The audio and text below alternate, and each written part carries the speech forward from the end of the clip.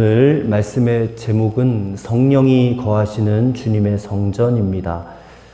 자, 오늘 말씀은요, 드디어 하나님께서 그동안 자세하게 모세를 통해서 말씀해 주셨던 성막을 지으라 명령을 하시는 장면입니다. 그리고 이스라엘 백성들은 그 하나님 명령에 순종함으로 성막, 곧 회막을 짓기 시작하는 그런 장면을 보았습니다. 성막 생각하면 우리 생각에는 지금 이스라엘 백성들의 형편에 의하면 그렇게 시급한 일은 아니다 싶습니다. 우리 같으면 가나안 땅에 들어가서 좀 생활이 좀 안정된 다음에 그때 가서 좀 지어도 될 텐데 하나님께서는 뭐가 그렇게 급하신지 지금 이 광야 노중에서 이것을 지으라고 말씀하시는가? 그리고 또 이 황량한 광야에 아무것도 없고 풀 한 푸기 나무 한 그루 없는 이런 황량한 광야에서 도대체 어디서 자재를 가져다가 이것을 지으라고 하시는지, 또 이 광야에서 성막 짓고 있다가 어느 세월에 가나안 땅에 들어가겠느냐, 아마 그렇게 불평했을지도 모르겠습니다. 그러나 하나님께서는 그런 인간의 생각에 조금도 물러서지 않으시고 지금 여기서 당장 이걸 지으라는 것입니다.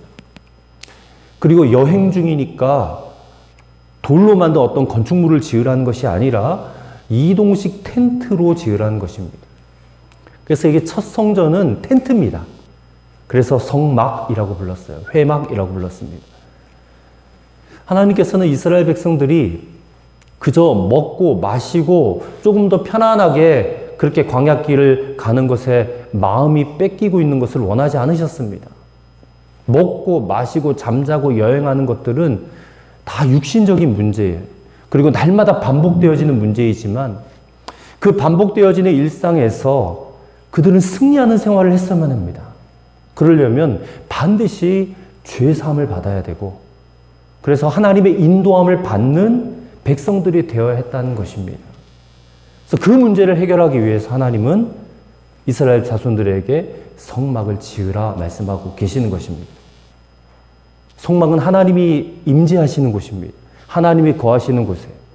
거기로 나아오면, 제사장을 통해서 백성들이 나아오면 하나님 그들을 만나주신다 하셨어요. 하나님과 교제하게 되고, 그렇게 해서 하나님과 계속적으로 동행하며 살아가는 삶이 그들에게 반드시 있어야 될 삶이고 너무나 시급하고 중요하다라는 것을 우리가 깨닫게 되는 것입니다. 그래서 비록 광야 생활 그 노정에서 고달프잖아요. 어렵잖아요. 그런 상황 속에 있는 백성들이지만 지금 당장 이 광야에서 성막을 지으라라고 명령하고 계시는 것입니다. 근데 참 이상한 것은 지으라고 해놓고 하나님이 자재를 막 공급해주고 하늘에서 뚝 떨어뜨려 주는 것이 아니라 너희들이 가지고 있는 것을 가지고 와서 바쳐서 그것들을 지으라 말씀하고 계시다는 것입니다. 광야 생활 중에 있는 백성들의 형편 하나님이 누구보다 잘 알고 계실 텐데 모르지 않으실 거란 말입니다. 근데 도대체 왜 이렇게 넉넉하지도 않고 힘겨워하는 백성들에게 너희들의 것을 가져와서 하나님은 성막을 지으라고 말씀하시는 것일까? 도대체 왜 그렇게 말씀하시나? 그리고 이 말씀이 오늘 이 말씀을 읽는 저와 여러분들에게 어떤 영적인 교훈을 주시는지 오늘 말씀을 통해서 세 가지로 함께 살펴보고자 합니다. 첫째로는 자기의 것을 들여서, 자기 소유를 들여서 지어야지만이 하나님을 진심으로 사랑하고 섬길 수 있기 때문에 그렇습니다. 자, 현재 이스라엘 백성들은 광야 한가운데 있습니다. 나무 한 그루도 없고 풀 한 푸기, 또 물도 제대로 구할 수 없는 그런 곳에서 성막을 지어야 됩니다. 지을 재료 아무리 눈 씻고 찾아봐도 없습니다. 마치 달 표면에다가 예배당 지으라고 하시는 그런 명령처럼 들립니다. 근데 가만히 살펴보니까 아주 없는 것도 아닙니다. 그들이 애굽에서 나올 때에 가지고 나온 것들이 있더라고요. 그 물품들, 가지고 나온 것들 중에 목재도 있었을 것이고 가죽 제품도 있었을 것이고 금은 보석들이 있었을 것입니다. 또 이웃에 사는 애굽 사람들이 너희들 나갈 때 이거 가져가라 하면서 안겨준 것들도 있었어요. 아마도 그들이 갖고 나온 것들이 바로 오늘 이 성막을 지을 때 필요했기 때문에 하나님께서 그들에게 맡겨주신 게 아니겠는가 싶습니다. 하나님은 그들이 가지고 있는 그 물건들을 모아서 성막을 지으라고 말씀하고 계십니다. 자, 오늘 본문 5절 말씀을 같이 함께 읽겠습니다. 5절입니다.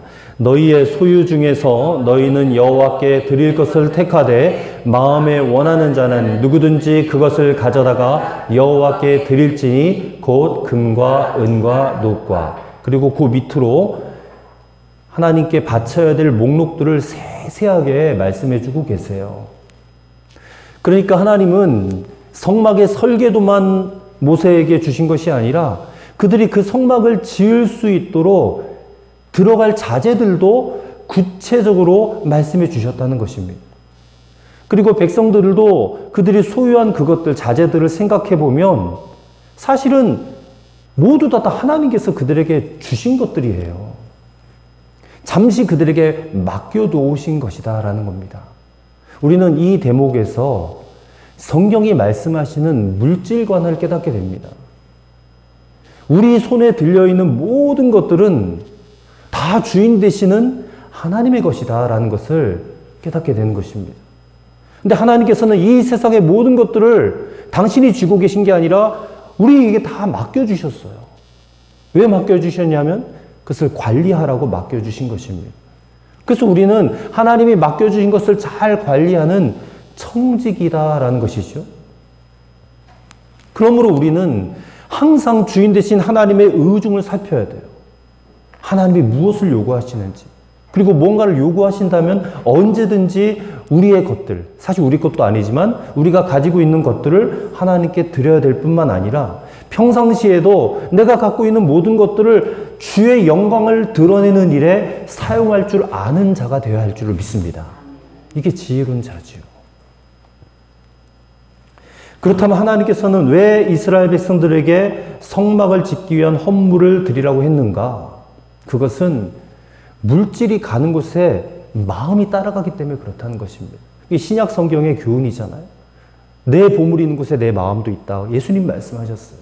우리에게는 소중한 것들이 가는 곳, 흘러가는 곳에 내 마음도 따라가는 것입니다. 그렇기 때문에 그들이 자기들의 지금 손에 있는 것들을 하나님께 드려서 그걸로 성막을 세우면 그 성막이 얼마나 귀하게 보이겠어요. 그 성막에 임재하시는 하나님이 얼마나 귀하게 여겨지겠습니까? 그것을 하나님 원하시는 것입니다. 그래서 자기 손에 있는 것들을 내어드려서 성막을 세워서 이것이 곧 하나님을 사랑하고 섬기는 구체적인 증거가 되기 때문에 하나님은 너희들에 있는 것을 바쳐서 드려서 성막을 지으라고 말씀하고 계시는 것입니다. 오늘날 우리가 하나님 앞에 헌금을 드릴 수도 있고 헌물을 드릴 수도 있습니다. 그것이 보통 세 가지의 영적인 의미를 가지고 있는데 첫째로는 하나님께서 내 삶의 주인 되심을 고백하는 겁니다. 내가 하나님 앞에 헌금 드리고 헌물 드리는 것은 하나님이 내 삶의 주인이시다. 여러분 이 고백이 없이는 하나님 안에서 건강한 삶은 있을 수가 없는 겁니다. 그 다음에 두 번째 의미는 내 인생의 기쁨과 의미가 모두 다 하나님께 있음을 고백하는 것입니다. 내가 이 땅에서 땀 흘리고 열심히 돈을 법니다. 내가 노력한 결과물을 내가 갖습니다. 하지만 그것을 하나님께 바쳐드림으로 내 삶은 하나님의 것이다. 내 삶의 기쁨과 의미 모든 것이 다 하나님께 있다라는 것을 고백하며 바치는 것입니다. 그다음 세 번째는 내 인생, 삶 전체, 송두리째 하나님께 드리겠다라고 하는 결단을 의미하는 것입니다. 그래서 이 보통 우리가 세 가지 의미를 가지고 하나님께 헌금을 드리고 헌물을 드립니다. 오늘 하나님은 우리를 구원해 주셨습니다.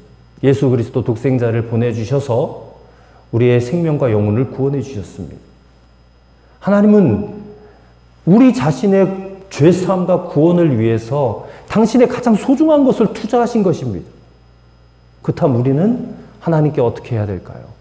우리도 마찬가지로 내게는 가장 소중한 것을 하나님께 드림으로 하나님의 거룩한 일들을 이루어가야 될 줄을 믿습니다. 하지만 알고 보면 그것조차도 하나님께서 우리에게 허락해 주신 것이라는 것을 우리는 알고 있어야 될 줄로 믿습니다. 두 번째로 이렇게 헌물을 드릴 때 우리의 마음이 중요한데 어떤 마음으로 드려야 되냐면 자원하는 마음으로 드려야 된다라고 오늘 본문은 여러 번 말씀하고 있습니다. 자, 하나님께서는 4절 이하에서부터 가져오라 말씀하시는데 아무거나 가져오라고 하지 않고 그들이 가져와야 될 목록들을 하나하나 세세하게 말씀해 주셨습니다. 하나님은 성막을 지을 때 어떤 용도로 어떤 모양으로 지어야 된다는 것들을 다 계획하셨고 그것을 모세에게 알려주셨고 또 그렇게 짓기 위해서는 어떤 재료가 거기에 투입되어야 된다는 것이 그들에게 알려질 수 있도록 구체적으로 말씀하셨다는 것입니다. 또 오늘 본문의 말씀을 보면 여호와께 바치되 꼭 중요한 것, 큰 것, 비싼 것, 값진 것만 바치라고 말씀하진 않으셨습니다. 물론 그 중에는 금은 보석도 있어요. 하지만 홍색, 자색, 실, 가는 배실 이런 작은 것들도 있습니다. 근데 이러한 사실은 하나님께서 그들에게 요구하신 것이 크고 값진 것뿐만 아니라 굉장히 작고 보잘것없는 것이라 할지라도 성심을 다하여 하나님께 드리라라는 그런 의미를 가지고 있습니다.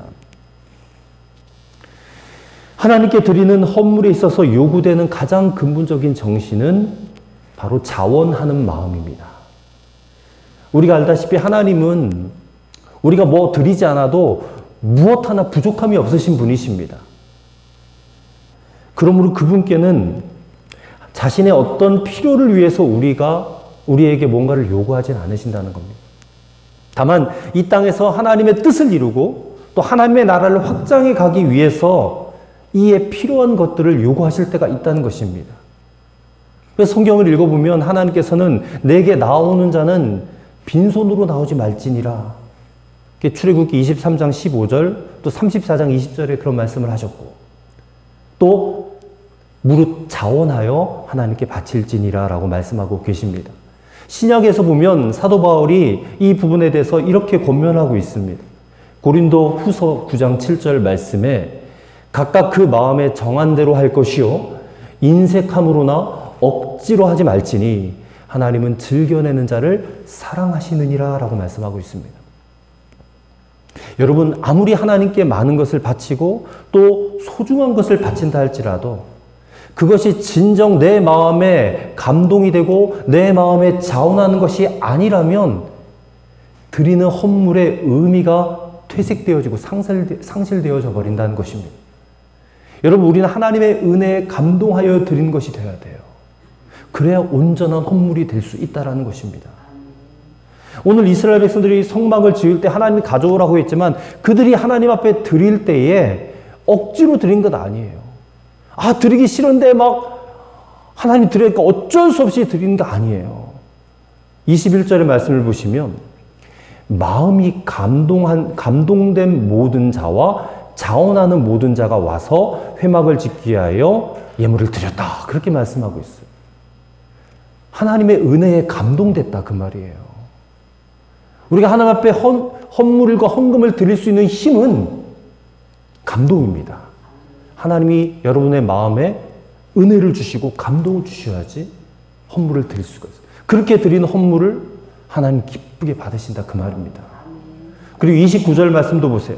마음에 자원하는 남녀는 누구나 여호와께서 모세의 손을 빌어 명령하신 모든 것을 만들기 위하여 물품을 드렸으니 이것이 이스라엘 자손이 여호와께 자원하여 드린 예물이니라 했습니다.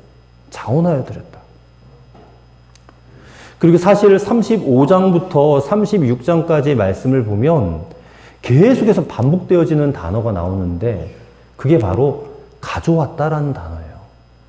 가져왔으며 가져왔으되 가져다가 또 가져왔으며 계속해서 이 가져오다란 말이 반복되어지고 있어요.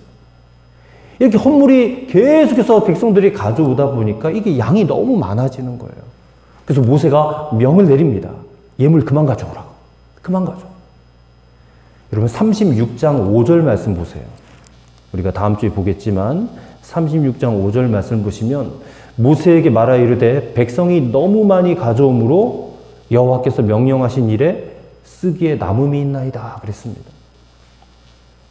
이처럼 성막을 만드는데 쓰일 재료가 남을 만큼 넉넉하게 된 것은 그들이 뭐 이렇게 풍요했기 때문이 아닙니다.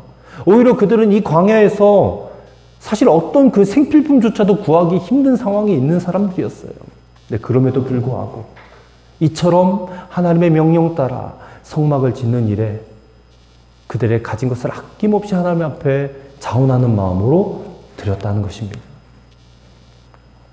성막 건축에 참여하는 이스라엘 백성들, 하나님께서 기뻐하시는 그 일에 순종함으로, 희생함으로 시작하였습니다.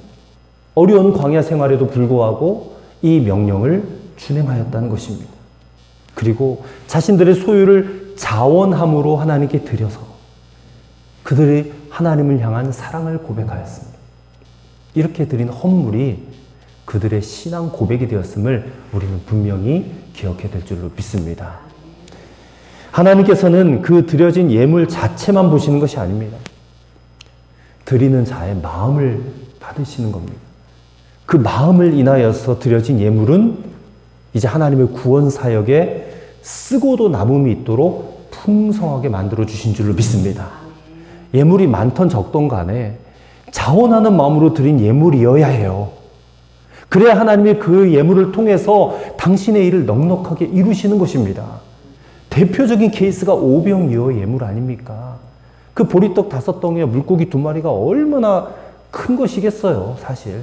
너무나 보잘것없고 부족한 거잖아요. 근데 하나님은, 주님은 그것 가지고 5,000명이 먹게 만들어 놓으셨다는 거예요. 그리고 12광주리가 남도록 하셨다는 것입니다. 오늘날 많은 성도들이 헌금 드리는 것을 부담스러워합니다.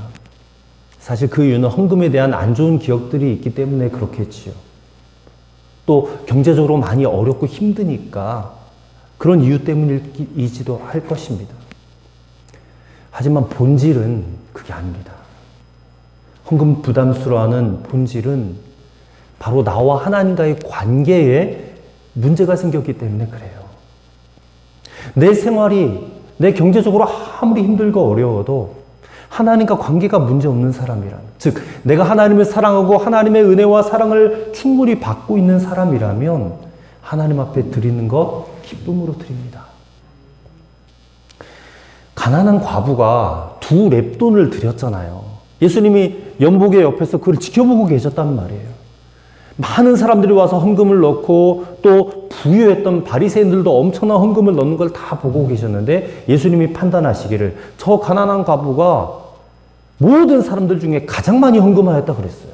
겨우 2렙돈 드렸는데 한 2-3천 원 될까요? 우리 돈으로? 그 적은 양을 드렸는데도 누구보다 가장 많은 것을 드렸다라고 인정하셨어요. 왜냐하면 자신의 전 재산을 드린 거거든요.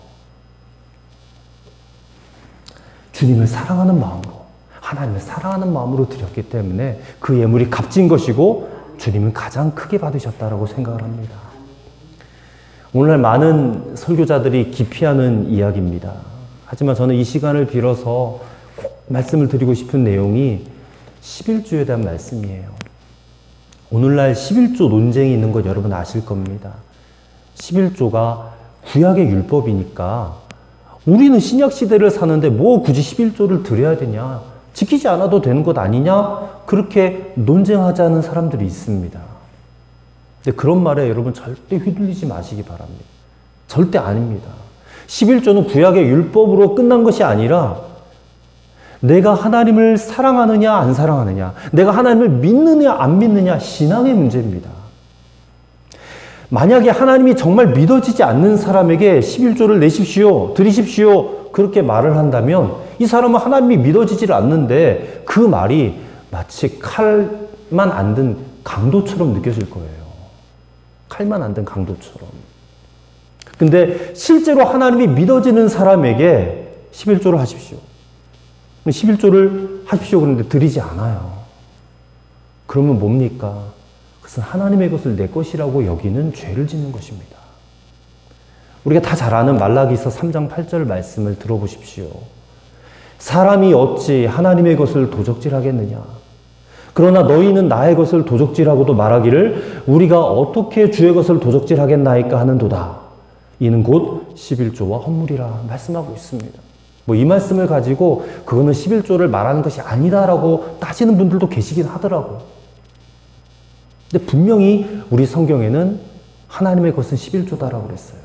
그것을 도적질하면 안 된다라고 분명히 말씀하고 있는 것입니다. 우리가 하나님을 믿습니다.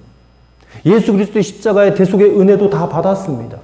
그럼에도 불구하고 11조가 부담스럽고 헌금 드리는 것을 기쁘게 여기지 못한다면 하나님 사랑하는 마음을 마귀에게 빼앗긴 것입니다. 마귀가 완전히 농락하고 있는 거예요. 사로잡고 있는 것입니다.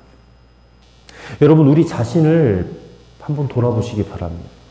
내가 정말 하나님을 믿는 사람인지, 내가 정말 하나님을 뜨겁게 사랑하는 사람인지, 내게 그런 신앙이 있는지 그것을 한번 살펴보시기를 바랍니다. 오늘 본문의 이스라엘 백성들은 하나님을 사랑했습니다. 하나님을 사랑하는 그 마음 가지고 자원하여 넘치게 드렸습니다.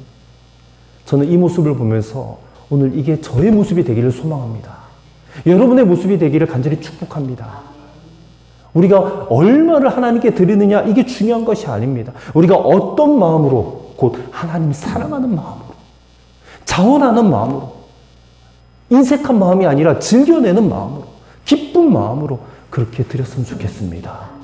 오늘 맥주감사 주일인데 그렇게 우리가 하나님 앞에 감사할 수 있는 기회를 주셨을 때에 우리에게 구원 주신 하나님께 성심을 다하여 드리고, 무엇보다 오늘 말씀에 기록되어져 있는 것처럼 자원하는 마음으로 드릴 수 있는 그런 저와 여러분 되시기를 주님의 이름으로 간절히 부탁을 드립니다.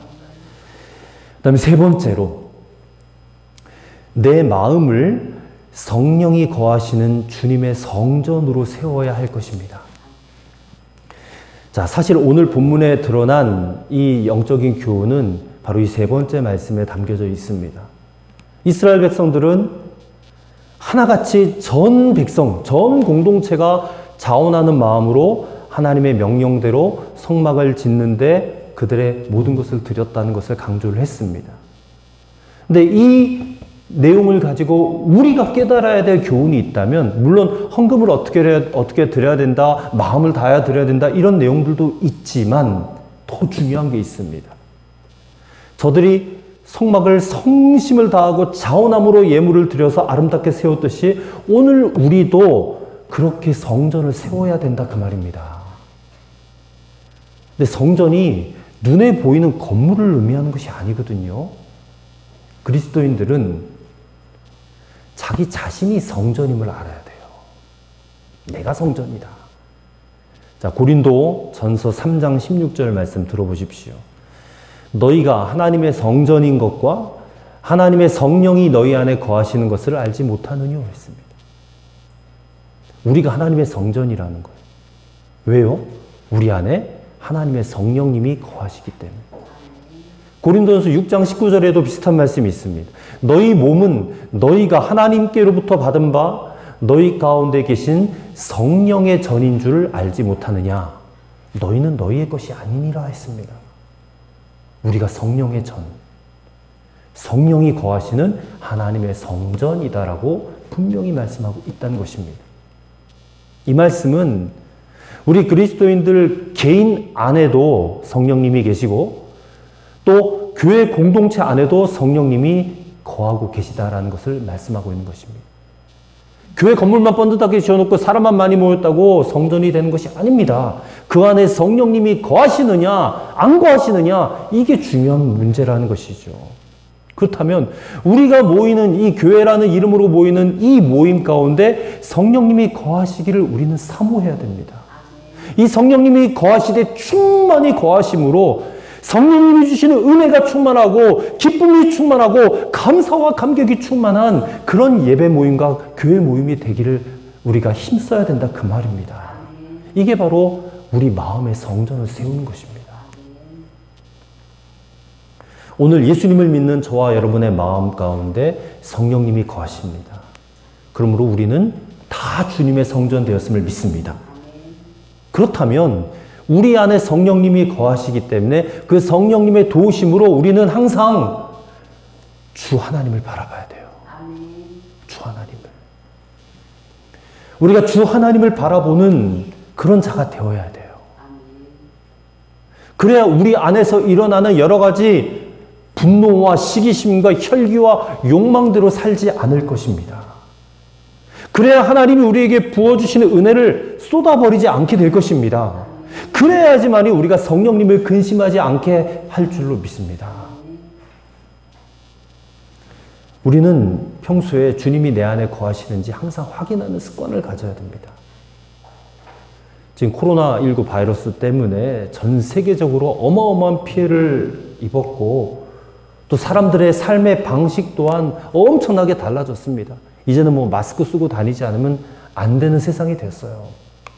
삶의 패턴, 양상이 다 달라져 버렸어요. 예전으로 돌아가지 못할 것 같습니다. 근데 여러분, 이 바이러스가 눈에 보이지 않잖아요. 근데 날마다 확진자가 뭐 30명, 50명씩 나와요. 그럼 분명히 바이러스가 활동하고 있다는 것을 우리가 알게 되는 거죠. 근데 바이러스는 눈에 안 보이지만 활동하고 있다면 우리가 믿는 주님은, 예수님은 눈에 안 보이는데 예수님이 활동하고 계실까요? 활동하지 않고 계실까요? 바이러스가 강할까요? 주님이 강할까요? 말할 필요 없이 우리 주님이 강하신 분이십니다. 그럼 눈에 보이지 않는다고 해서 주님이 안 계시는 건가? 주님이 활동하고 계시지 않는 건가? 바이러스에 감염되면 증상이 나타나듯이 주님이 함께 하시고 주님이 활동하고 계신다면 그 사람, 그 교회에서도 그 증거는 반드시 나타나게 되어 있다. 그 말입니다. 여러분, 전에는 우리가 예배로 모이고 또 기도회로 모여도 이 마음이 막 뜨거운 감동과 기대가 없을 때가 많았어요. 어떻게 매번 예배드리고 매번 기도회 모일 때마다 은혜가 될 수 있겠어요? 때론 은혜가 없을 때도 있잖아요. 그렇게 생각했습니다, 예전에는. 근데 주님이 살아계시다, 주님이 우리와 함께 거하고 계신다라는 이것이 분명한 증거로 나타나는 것을 보고 나서는 그 생각이 완전히 달라져 버렸다. 그 말입니다. 우리가 두세 사람이 모여서 주님, 아버지 하나님 이렇게 고백하고 기도하는 것만으로도 막 주님이 역사하고 계시다는 것이 느껴지는 거예요. 이 예배가 너무 풍성하고 너무 은혜롭고 너무 감격이 되는 거예요. 우리는 주 예수 그리스도의 이름으로 이 자리에 모인 거지 인간 목사 이름으로 모인 것도 아니고 여러분 제 설교 드리려고 모인 것도 아닙니다. 이곳은 예수님의 이름만이 영광을 받으시는 것이고 이 모임은 단순한 인간의 모임이 아니라 주님이 거하시고 임재하시는 거룩한 모임이다. 그 말입니다. 그래서 사람이 몇 명 모이는가는 중요하지 않습니다. 예수님도 분명히 말씀하셨어요. 두세 사람이 내 이름으로 모였을 때 나도 그들 중에 있겠다 했어요. 수천 명, 수만 명이 모여도 예수님의 이름으로 모이지 않으면 그들 중에 주님은 거하지 않으신다. 그 말입니다. 그렇기 때문에 우리가 이 말씀을 믿으니까 우리가 드리는 예배, 모든 기도 모임에서 정말로 역사하시고 임재하시는 주님만을 바라보게 되어 가고 있습니다. 오늘 지금 이 시간에도 정말로 주님이 우리와 함께 계시고 역사하고 계신 줄 믿습니다. 여러분의 마음, 심령 깊은 곳에 은혜를 부어주고 계신 줄을 믿습니다. 그 주님을 바라보시기 바랍니다. 비단 예배 모임뿐만 아니라 여러분 일상에서도 주님을 바라보세요. 그렇게 주님을 바라보며 주님의 인도하심을 받고 살아가시기를 바랍니다. 그것이 내 마음에 주님의 성전을 세워가는 것입니다. 이게 제일 중요합니다. 내 마음에 주님의 성전을 세워가는 것. 어느 집사님 이야기입니다. 어려서부터 예수님을 믿었대요. 하지만 자발적으로 새벽재단에 나아가게 된 것은 최근 일이었답니다. 그것은 그동안 자신이 살아오면서 어렸을 때부터 예수 믿었고 교회 다녔으니까 별 문제 없다고 생각했는데 그동안 살아왔던 그 삶이 내가 얼마나 하나님을 멸시하고 살아왔는가가 깨달아졌기 때문에 그렇다는 겁니다. 왜 그러느냐? 민수기 14장을 읽다가 충격을 받으셨대요. 민수기 14장에 이런 내용이 나오거든요. 이스라엘 백성들이 출애굽한 다음에 가나안 땅에 정탐꾼을 보내요. 12명. 근데 돌아와서 10명의 보고와 2명의 보고가 다르잖아요. 근데 10명의 정탐꾼의 보고 그 땅에 절대 못 들어갑니다. 그 땅에 안악자손이 있고 우리는 그들에 비하면 메뚜기와 같기 때문에 절대 들어가지 못합니다. 그 말을 들은 이스라엘 백성들이 전부 다 마음에 분노가 일어나가지고 돌을 들어가지고 모세를 때려 죽이려고 하는 거예요. 그때 하나님이 이스라엘 백성들을 향하여 이렇게 말씀하셨대요. 저들이 나를 멸시하였다. 저들은 광야에서 다 죽을 것이다. 근데 그 말씀을 읽는데 이게 꼭 자기 자신에게 말씀하시는 것 같더라는 거예요. 하나님의 음성으로 들리더랍니다. 하나님께서 하신 약속을 믿지 않는 것은 그 말씀을 약속하신 하나님을 멸시하는 것이다. 그렇게 깨달아졌다는 거예요. 그렇게 하나님 앞에 예배하라, 기도하라. 그럼 내가 너와 함께 하리라. 내가 응답해 주겠다. 그 말씀 목사님을 통해서 수없이 들었고 성경 통해서 수없이 보았는데 그래 맞아 그렇게 해야지라고 감동도 받았으면서도 제대로 예배하지 않고 제대로 기도드리지 않고 그러면서 핑계는 돼요. 내가 너무 피곤해서 내가 너무 바빠서 이렇게 그냥 적당하게 타협하면서 살아왔던 자신의 삶이 곧 하나님을 멸시하는 것이다라는 것이 깨달아졌다는 거예요. 그래서 그 다음날 아침에 새벽에 일어났는데 정신이 번쩍 나더라는 거예요. 그래서 새벽 제단을 쌓기 시작했다는 것입니다. 여러분 이렇게 주님을 의식하기 시작하고 주님의 말씀에 반응하기 시작하는 것이 바로 우리 마음에 주님의 성전을 세워가는 것이다 라고 말씀을 드리고 싶습니다. 오늘 이 말씀을 듣는 저와 여러분 성막을 짓는 이스라엘 백성들의 모습이 우리들의 모습 되기를 간절히 바랍니다. 다만 우리가 하나님을 사랑함으로 섬기는 마음, 그 마음이 오늘 이 자리에 계신 여러분들에게 부어지게 되기를 간절히 축복합니다. 자원하는 마음으로 예물을 드리시고 하나님을 정말 사랑하는 신앙인 되시기를 바랍니다. 그리고 여러분 일상 속에서도 주님을 항상 바라보셔서 여러분 마음에 성령님이 거하시는 주님의 거룩한 성전 세워가시는 그런 여러분과 저가 되시기를 우리 주님의 이름으로 간절히 축원드립니다. 기도하겠습니다. 주님 감사합니다. 오늘 저희들에게 부어주신 말씀이 우리의 마음을 감동시키기를 원합니다. 그리고 우리를 통하여 저 믿지 않는 자들의 영혼으로 흘러갈 수 있도록 도와주옵소서. 이스라엘 백성들이 성막을 지어서 하나님과 함께 하였듯이 우리도 오늘 주님을 바라봄으로 우리 마음에 성령님이 거하시는 주님의 성전을 세워가게 하여 주옵소서. 우리가 항상 은혜가 충만하고 성령이 충만한 삶을 살아갈 수 있도록 인도하여 주시옵소서. 거룩하신 우리 주 예수 그리스도의 이름으로 기도하옵나이다. 아멘.